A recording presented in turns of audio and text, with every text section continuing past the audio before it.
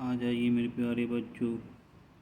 आप लोगों का बहुत बहुत स्वागत है आपके अपने चैनल इंग्लिश बाय साइलेंसर पर।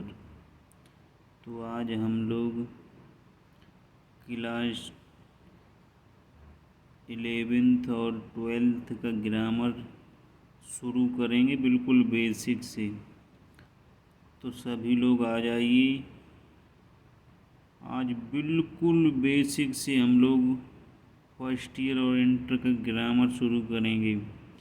इसमें सबसे पहले हम लोग डायरेक्ट इनडायरेक्ट यानी नरेशन चैप्टर को कंप्लीट करेंगे। उसके बाद सिंथेसिस को कंप्लीट करेंगे। सिंथेसिस के बाद सिंटैक्स और सिंटैक्स के बाद ट्रांसफॉर्मेशन। ये मेरे प्यारे बच्चों आप यानी फर्स्ट ईयर और इंटर क्लास 11th और 12th ग्रामर का सिलेबस हो जाएगा।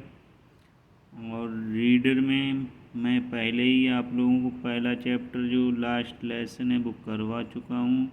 जो पहली पोएम है आप लोगों की माई मदर एट 66 वो भी कंप्लीट करा चुका हूँ। आज से हम लोग ग्रामर की शुरुआत कर रहे हैं। तो ज़्यादा से ज़्यादा बच्चों को जोड़िए, ज़्यादा से ज़्यादा वीडियो को शेयर करें। और जो भी class 9th 10th first year inter की तैयारी कर रहे हैं उन तक वीडियो को ज़्यादा से ज़्यादा पहुंचाएं।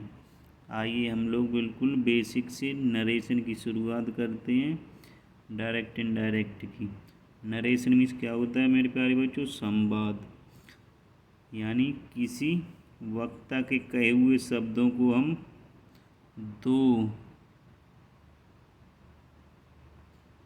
दो तरीके से बोल सकते हैं, कह सकते हैं। यानी किसी वक्ता के कहे हुए शब्दों को हम दो तरीके, यहाँ पर आएगा तरीके, यानी दो तरह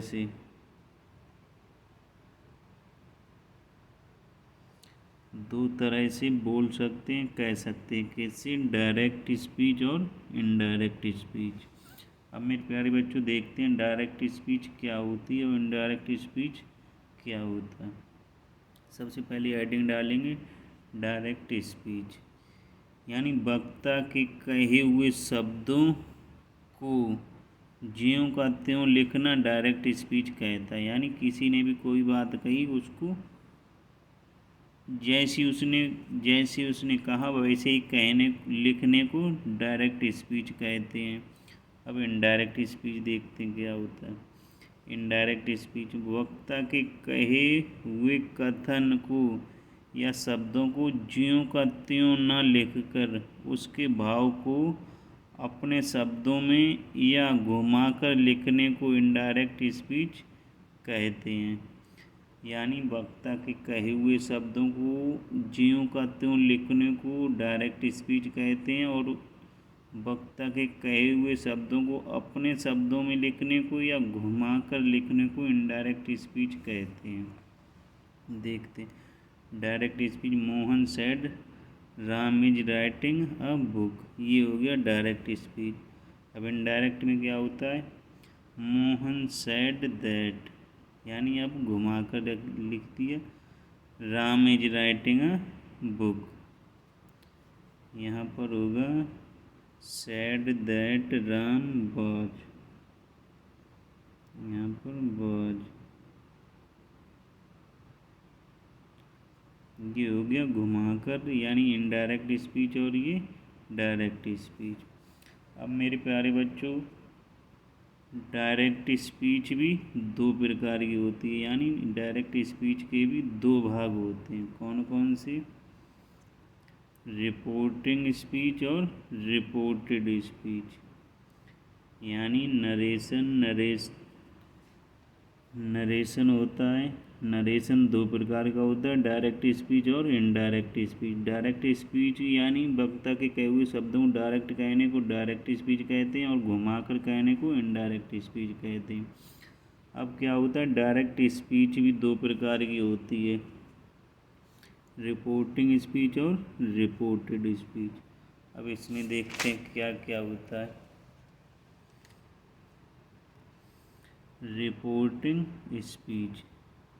रिपोर्टिंग स्पीच में क्या होता है, कोमा और इन्वर्टेड कोमा के बाहर लिखे हुए शब्दों को रिपोर्टिंग वर्ब कहते हैं, रिपोर्टिंग स्पीच कहते हैं। यानी जो कोमा और इन्वर्टेड कोमा के बाहर लिखे हुए शब्द होते हैं, वर्ब होती है, उन्हें रिपोर्टिंग वर्ब कहते हैं। जैसे Radha said Rahul is a good boy, तो ये हो गया कोमा इन्वर्टेड कोमा, तो इसके बाहर ये शब्द लिखे हैं, ये क्या हुई, रिपोर्टिंग स्पीच।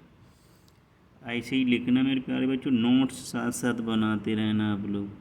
अब देखते हैं रिपोर्टेड स्पीच क्या होता है। रिपोर्टेड स्पीच कोमा और इन्वर्टेड कोमा के अंदर लिखे हुए शब्दों को रिपोर्टेड स्पीच कहते हैं। यानी जो कोमा इन्वर्टेड कोमा के बाहर लिखी होती हैं उन्हें कहते हैं रिपोर्टिंग स्पीच, और जो अंदर लिखी होती है उसे रिपोर्टेड स्पीच कहते हैं। देखो, Raman said Rohit is eating. अब ये इन्वर्टेड कोमा के बाहर हो गया तो ये रिपोर्टिंग स्पीच, और ये इन्वर्टेड कोमा के अंदर तो रिपोर्टेड स्पीच। अब क्या आता है मेरे प्यारे बच्चों, डायरेक्ट से इनडायरेक्ट में बदलने के नियम, असर्टिव सेंटेंस। अब मेरे प्यारे बच्चों इसमें आएंगे डायरेक्ट से इनडायरेक्ट में बदलने के नियम।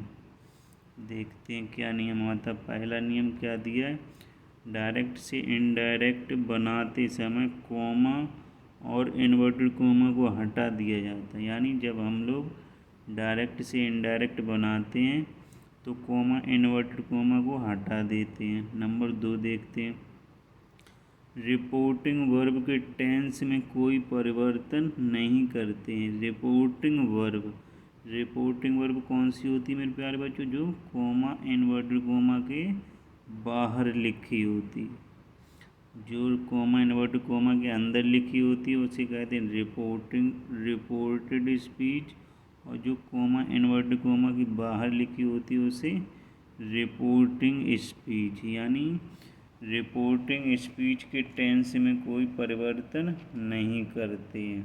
देखते हैं जैसे डायरेक्ट क्या दिया है, Ram said comma inverted comma begin you are fool, तुम मूर्ख हो, कोमा क्लोज। अब इनडायरेक्ट में क्या हुआ, राम सेड। अब रिपोर्टिंग स्पीच कौन सी हुई, ये वाली जो इन्वर्टेड कोमा के बाहर लिखी, ये हुई रिपोर्टिंग स्पीच। इसमें कोई परिवर्तन नहीं करेंगे।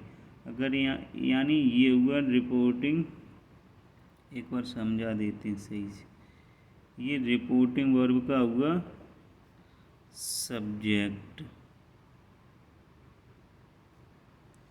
और ये यहाँ पर आएगा इसका ऑब्जेक्ट। एक बार आगे आएगा तब बताऊँगा।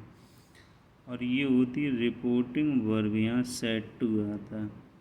अगर ये हुआ रिपोर्टिंग वर्ब का सब्जेक्ट, ये हुआ रिपोर्टिंग वर्ब, यहाँ होगा रिपोर्टिंग वर्ब का ऑब्जेक्ट। अगर सब्जेक्ट के साथ ऑब्जेक्ट है तब सेड टू को टोल्ड में बदल देंगे, से को टेल में बदल देंगे, सेज टू को टेल्स में बदल देंगे। अगर यहाँ ऑब्जेक्ट नहीं है तो इसे सेम ही लिख देंगे। ये हुई रिपोर्टिंग स्पीच और ये रिपोर्टेड स्पीच। रिपोर्टिंग स्पीच के टेंस में कोई बदलाव नहीं करते। जैसे यहाँ दिया राम सेड, तो पूरा ही लिख दिया राम सेड। अब यहाँ इन्वर्टेड कोमा इन्वर्टेड कोमा को हटाने के लिए कंजंक्शन दैट का प्रयोग करते हैं। अब यहाँ जब ये पास्ट में तो इसका टेंस बदल जाए, यू वर फूल, तुम मूर्ख हो। अब दूसरा देखते हैं direct, he says to me. अब देखो ये ऑब्जेक्ट आ गया। अब यहाँ दिया सेज को किस में बदल देंगे, टेल्स में। अगर यहाँ ऑब्जेक्ट है तो ये हुआ सब्जेक्ट, ये रिपोर्टिंग वर्ब, ये रिपोर्टिंग वर्ब का ऑब्जेक्ट। अगर सब्जेक्ट के साथ ऑब्जेक्ट है तो सेज को बदल देंगे टेल्स में, से को बदल देंगे टैल में और सैड को बदल देंगे टोल्ड में। आगे देखते कोमा इन्वर्टेड कोमा को हटाने के लिए दैट आ गया रमेश इज अ प्लेयर। अब देखते हैं तीसरा नियम, यदि रिपोर्टिंग वर्ब प्रेजेंट टेंस या फ्यूचर टेंस में हो तो रिपोर्टेड स्पीच के टेंस में कोई परिवर्तन नहीं करते हैं। यदि रिपोर्टिंग वर्ब यानी रिपोर्टिंग वर्ब कौन सी हुई, कोमा इन्वर्टेड कोमा के बाहर, अगर ये प्रेजेंट या फ्यूचर में हुई तो इसका टेंस नहीं बदलते हैं। जैसे ये देखो ही सेज यानी वह कहता है मुझसे, वह मुझसे कहता है। अब मुझसे कहता है कौन सा टेंस होगा, प्रेजेंट, तो इसका टेंस नहीं बदलेंगे, एज का एज ही लिख दिया सेम। अगर यहाँ होता सैड टू तो यहाँ एज की जगह बाज आ जाता। जब रिपोर्टिंग वर्ब प्रेजेंट या फ्यूचर में होती है तो रिपोर्टेड स्पीच के टेंस में कोई परिवर्तन नहीं करते। अगर यहाँ सैड होता तो यहाँ बाज हो जाते। अब यहाँ प्रेजेंट में है यानी सेज ऐसे ही ऐसा आया है तो यहाँ टेंस नहीं बदलते हैं। देख लो यहाँ पे सीता सेज यानी प्रेजेंट इंडेफिनिट में आ गई तो इसका टेंस नहीं बदलेंगे। They are going to market. अब इसको इनडायरेक्ट में देख लो, सीता टेल्स, जब सब्जेक्ट के साथ ऑब्जेक्ट है तो इसे सेज को टेल्स में, से को टेल में और सैड को टोल्ड में बदल देते हैं। कोमा इन्वर्टेड कोमा के लिए that they are going to market, tense same ही लिख दिया, आर का आर ही हो गया। अब देखते हैं अगला नियम। ऐसे ही ये एग्जाम्पल दिया, ऐसे ही मेरे प्यारे बच्चों आप लोग भी एग्जाम्पल बना सकते हैं। और जो भी बच्चे चैनल पर नए आए हैं चैनल को सब्सक्राइब करेंगे, वीडियो को लाइक करेंगे और सभी बच्चों तक ज़्यादा से ज़्यादा शेयर करेंगे। अब चौथा नंबर देखते हैं, डायरेक्ट से इनडायरेक्ट में बदलने के लिए कोमा और इन्वर्टेड कोमा को हटाकर कंजंक्शन दैट का प्रयोग किया जाता है। यहाँ ये देखो दिए, कोमा इन्वर्टेड कोमा को हटाने के लिए कंजंक्शन दैट का प्रयोग किया जाता है। जब रिपोर्टिंग वर्ब के सब्जेक्ट के साथ ऑब्जेक्ट दिया हो तो रिपोर्टिंग वर्ब से को टेल में, सैड को टोल्ड में और सेज को टेल्स में बदल देते हैं। ये मैं बता चुका हूँ आप लोग।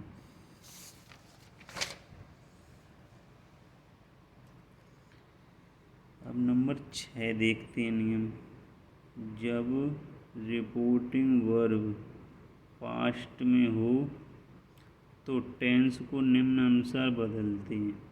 कैसे बदलते हैं, प्रेजेंट इंडेफिनिट टेंस को पास्ट इंडेफिनिट टेंस में बदल देते हैं, प्रेजेंट कंटिन्यूअस टेंस को पास्ट कंटिन्यूअस टेंस में बदल देते हैं, प्रेजेंट परफेक्ट टेंस को पास्ट परफेक्ट टेंस में बदल देते हैं, प्रेजेंट परफेक्ट कंटिन्यूअस टेंस को पास्ट परफेक्ट कंटिन्यूअस टेंस में बदल देते हैं, पास्ट इंडेफिनिट को पास्ट परफेक्ट में बदल देते हैं और पास्ट कंटिन्यूअस टेंस को पास्ट परफेक्ट कंटिन्यूअस टेंस में बदल देते हैं।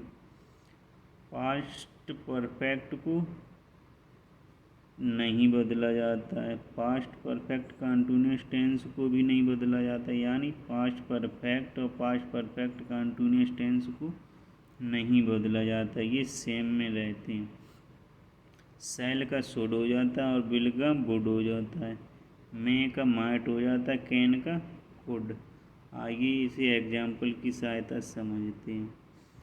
Present indefinite tense, Pooja said comma inverted comma Rohan plays cricket, Rohan cricket खेलता है।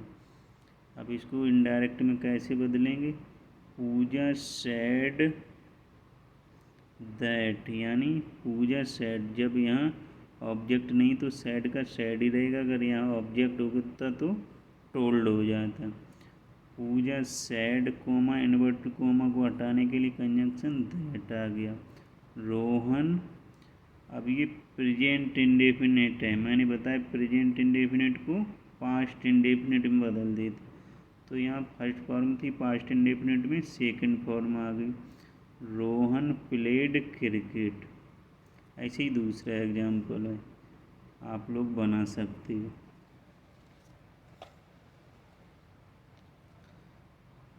अब आता है प्रेजेंट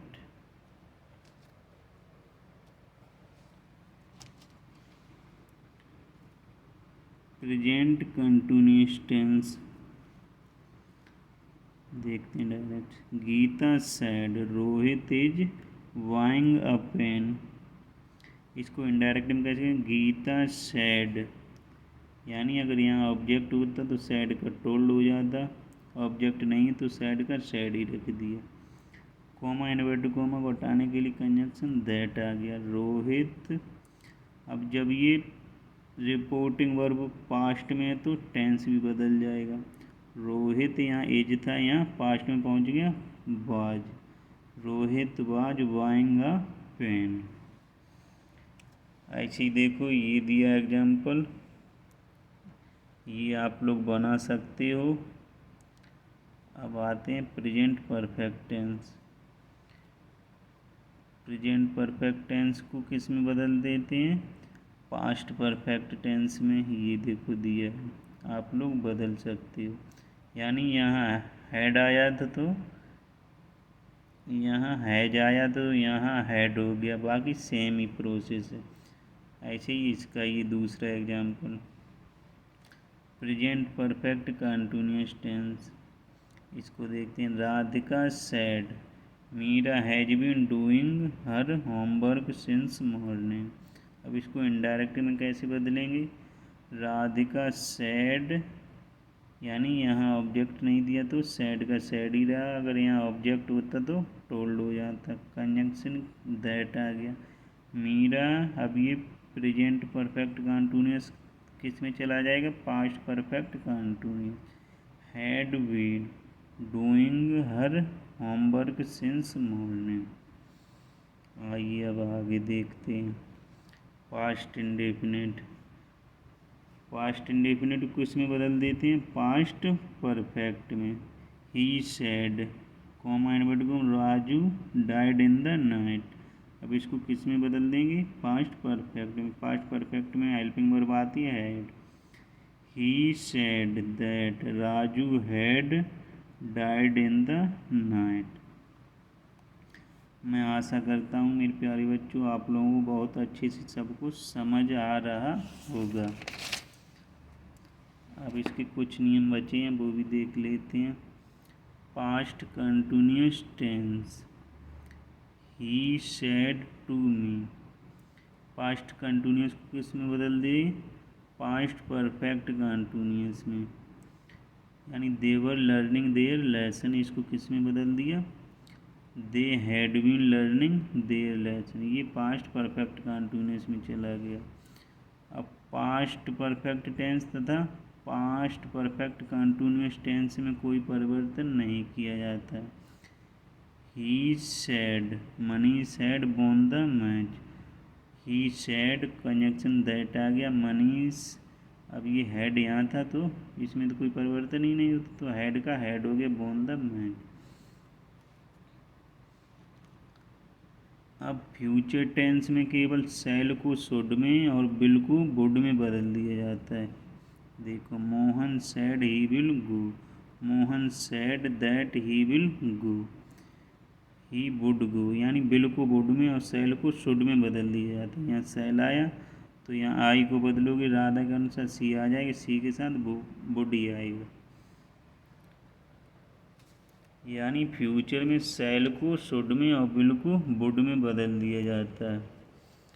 अब नोट एक देखते हैं। यदि मॉडल का प्रयोग हो तो कैन को कुड में और मे को माइट में बदल देते हैं तथा अन्य मॉडल में कोई परिवर्तन नहीं किया जाता है। जैसे he said Ramesh can do it, indirect में he said that Ramesh could do it. अब Meera said Sadhana may go, Meera said that Sadhana might go. Rohit said she must go, यानी मैंने बताया कैन को कुड में और मे को माइट में बदलते हैं, और जो मॉडल होते हैं उनमें कोई परिवर्तन नहीं करते। तो Rohit said she must go, indirect में Rohit said that she must go, यानी इसमें कोई परिवर्तन नहीं हुआ। ये मेरे प्यारे बच्चों थी आप लोगों डायरेक्ट इनडायरेक्ट यानी नरेशन की पहली क्लास। अब मिलते हैं एक नई वीडियो में बाकी नियमों के साथ।